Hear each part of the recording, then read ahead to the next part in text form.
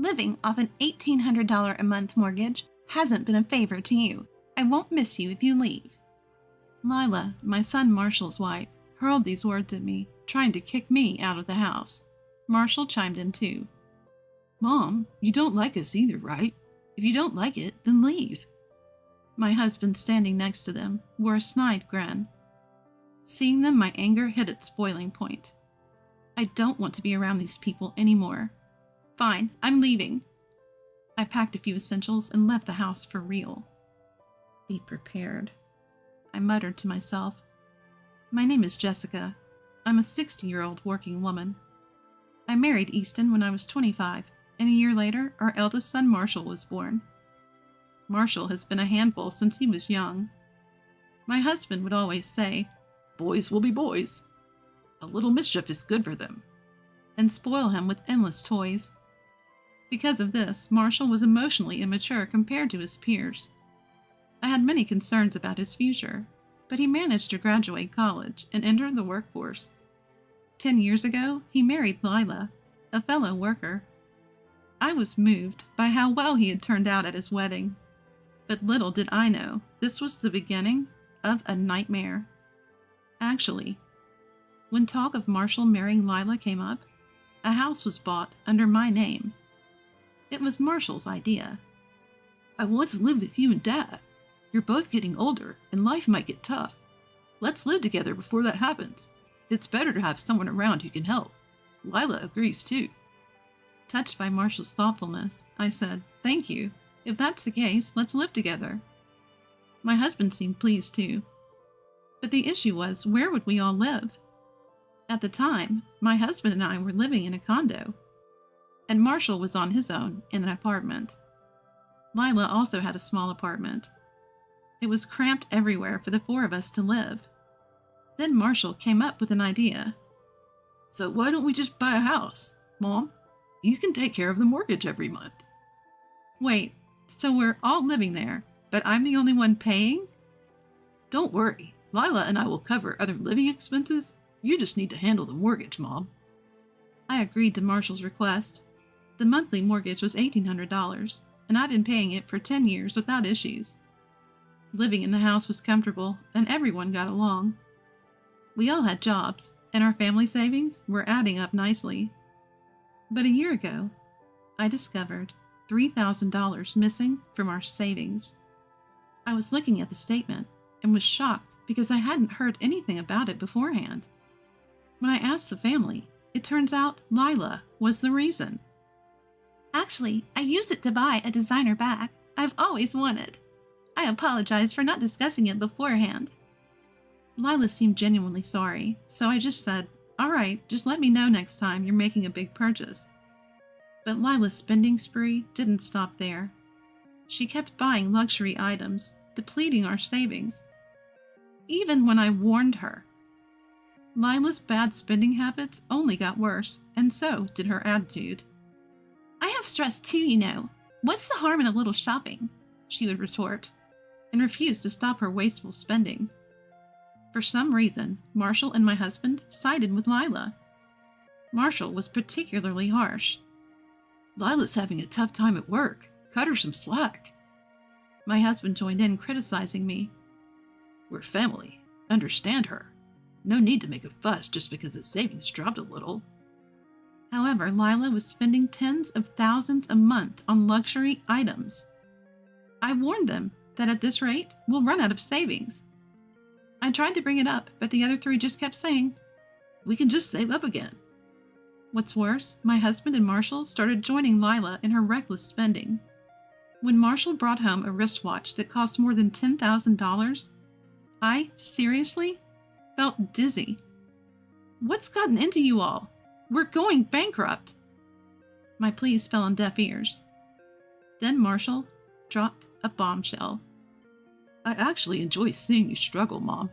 I've always disliked you. I thought living off your money would be enough, but now I want to see you suffer more. Buying luxury items with your money killed two birds with one stone." I was speechless. Seeing my reaction, Marshall laughed out loud. "What's with that face? This is all your fault, Mom. Then my husband chimed in. I thought Marshall was getting the short end of the stick too, never getting the stuff he wanted, living a life full of sacrifices. So I was on board with the plan to make you buy a house.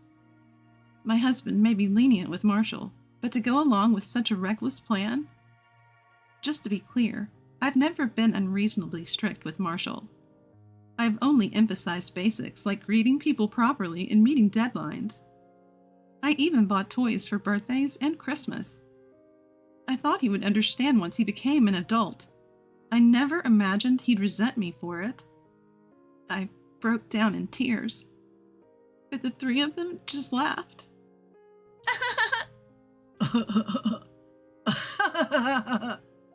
Crying doesn't make you any cuter, I never liked you either, so I'm having a great time.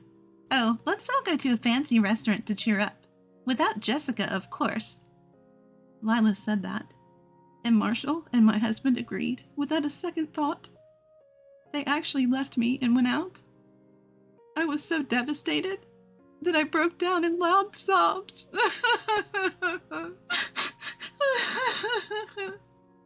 Revenge from the family I had always trusted was not something I could easily accept. After that, I tried to talk it out with my family. I wondered if we could reconsider and start over. But all my efforts were in vain. They just mocked me without listening. Our family savings are now almost depleted. I've reached my limit. Reviving this family is impossible. Lately, they've been saying if I'm unhappy, I should leave. Why is this happening to me? I'm not sad anymore. Mostly, just angry. One day after work, I found my belongings packed at the entrance. What is this? As I reacted in surprise, Lila smirked. Since you won't leave, I packed your stuff. We never asked for your help. Even if it was just an $1,800 monthly loan, we won't miss you. Marshall joined in. You hate us too, don't you, Mom? If you don't like it, then leave. My husband just stood there with a sarcastic smile. Finally, my rage hit its peak. I don't want to be with these people anymore. Fine. I'm leaving. With that, I took only the bare necessities and actually left the house. Get ready, I muttered to myself. I explained the situation to a friend over the phone and stayed with them until I found a new place. But I wasn't going to let them get the last laugh. I planned and executed my revenge. Sometime after I left, I got a call from Marshall. Mom, something bad happened. Some guys came to the house and said it's been put up for sale and we need to leave. I couldn't help but laugh, because I'm the one who put it up for sale. You can't just do that. Marshall was angry, but I thought the one being unreasonable was him.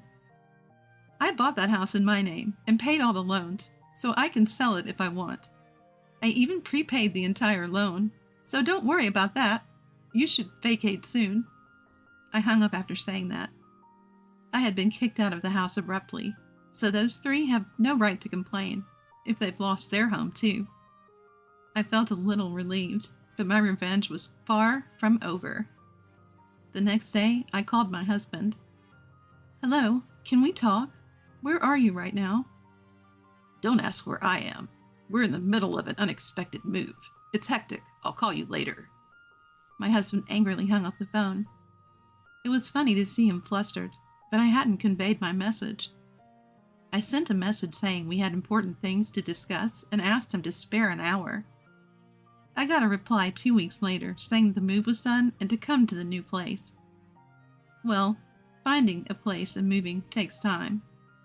I arrived at the specified address and found a rundown wooden apartment. Compared to our old house, it was pitiful. My husband appeared when I rang the doorbell at apartment 103. He looked exceptionally grim. Upon entering, Marshall and Lila were also sitting there with grim expressions. Oh, what's with those faces? But what a lovely home you have here. Ignoring my sarcasm, my husband weakly said, Never mind that. What did you want to talk about? I pulled out the divorce papers.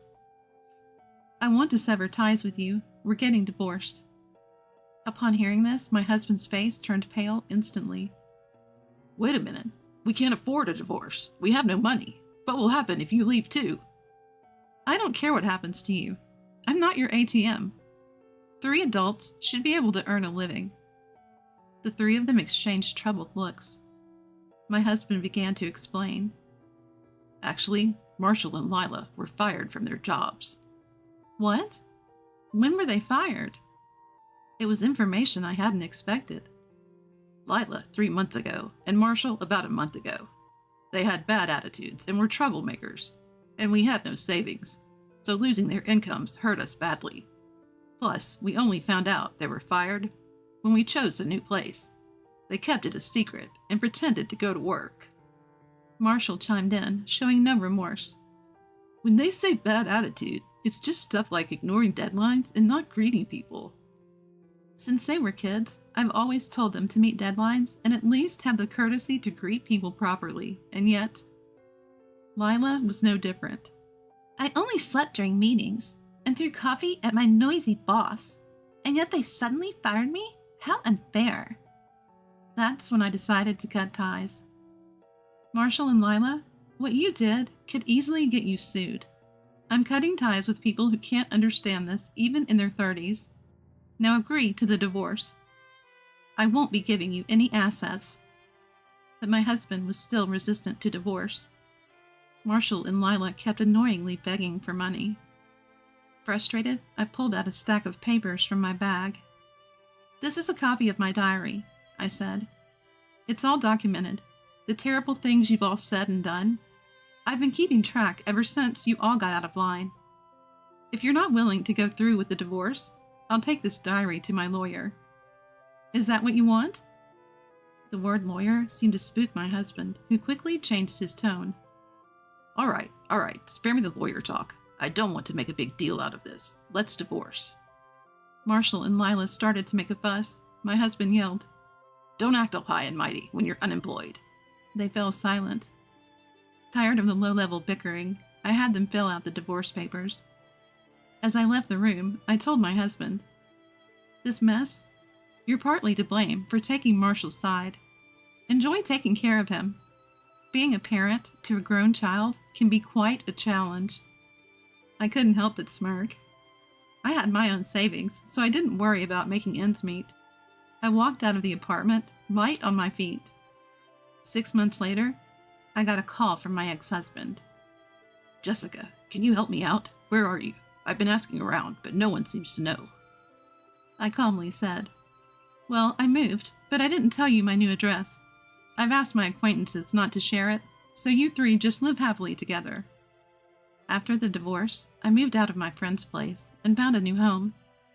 I explained the situation in detail to my company and was fortunate to be transferred to another branch that was short-staffed. I took proactive steps to ensure my old family wouldn't show up uninvited. Thanks to the cooperation of my friends and company, I was really saved. Despite asking for a lot, everyone handled it without showing any annoyance. Hearing people say, You've been through a lot, Jessica. It's not your fault, lifted my spirits considerably. Just as I was thinking how blessed I was to have such supportive people around me, my ex-husband's loud commotion brought me back to reality. Please don't be so cold. Marshall and Lila don't work, and they're draining my salary. I even have debts. I'm on the brink of bankruptcy. I felt intense anger once again. He hurts people for his own selfish reasons, yet seeks help when he's in trouble. I couldn't help but shout at my incredibly selfish ex-husband. You've got some nerve. After tormenting me, you expect me to help you out when you're in trouble? Don't ever call me again. I hung up immediately and blocked his number. I also blocked calls from Marshall and Lila while I was at it. I had kept their numbers just in case I'd need to get in touch, but no more. I decided they were no longer necessary. I felt a sense of relief, like I finally cut all ties. All that's left is to hope for a peaceful life from now on. Later, I heard that my ex-family met quite a grim fate.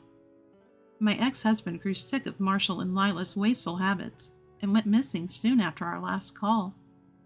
I heard he even quit his job and disappeared. I don't know where he went, but I doubt he's leading a happy life. Marshall and Lila, on the other hand, are still caught in their cycle of debt, their habits of squandering money unchanged. Even their family, friends, and relatives have abandoned them, knowing the mess they're in. I can only assume they'll keep sinking deeper into debt. When a friend told me all this, I felt a sense of achievement. I hope they regret their actions and continue to suffer. My ex-husband had been missing for a while, but I happened to see him living on the streets during a business trip. I never thought he'd become homeless. He didn't recognize me. He looked skinny and completely beaten down. Given his age, maybe he couldn't find another job. Marshall and Lila, meanwhile, filed for bankruptcy. They never stopped spending, borrowed money like it was nothing, so it ended up this way. There was no concept of living off hard-earned money for them. These two spent their days blaming each other for their financial ruin, fighting all the time. The outcome? They became a nuisance and got kicked out of their apartment.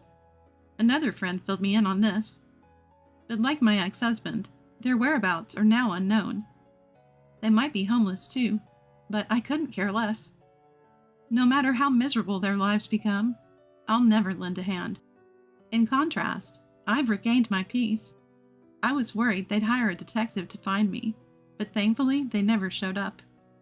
They probably don't even have the money for that. All that reckless spending on luxury items, it's the epitome of what goes up must come down. As for me, work is going well, and I'm not struggling in life. Recently, a new member has joined my family. It's a pet goldfish. I was tagging along with a friend who has pets to a pet store when I fell head over heels for this adorable little creature. Honestly, I've never been particularly interested in fish before, so I find it surprising that I even own one now. But this goldfish is just too cute, and watching it eat its food is particularly soothing. The best part? It doesn't require constant care, so even with my busy job, I can easily take care of it. It's added a new layer of joy to my life.